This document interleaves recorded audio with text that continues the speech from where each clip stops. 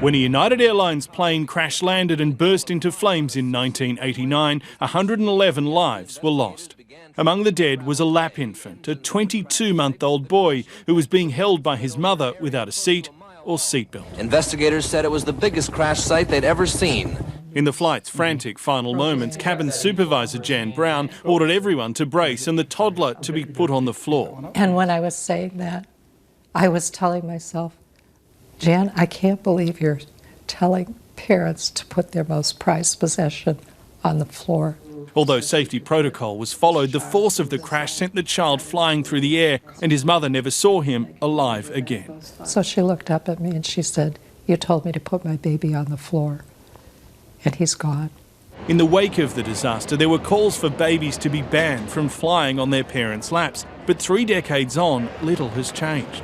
You have to put your laptop up for takeoff and landing. You cannot hold that in your lap. Yet we allow infant children to be held in their parents' laps. As this crash test vision shows, a car seat is the safest way for a child under 2 years old to fly. Popular infant chest carriers just aren't strong enough, while the small supplementary belly belt used in Australia and Europe could see a child crushed in an emergency. Regulatory bodies across the world, like the Federal Aviation Administration in the US, agree with all the evidence, but they refuse to ban lap infants. And that's because plane travel is incredibly safe, and authorities here in America estimate that if families were forced to buy an extra seat for their babies, more would choose to drive instead. And because road travel is much more dangerous, there are fears that could ultimately lead to more children dying overall.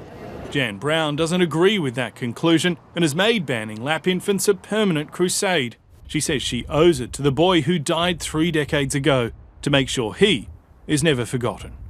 James Glenday, ABC News, Chicago.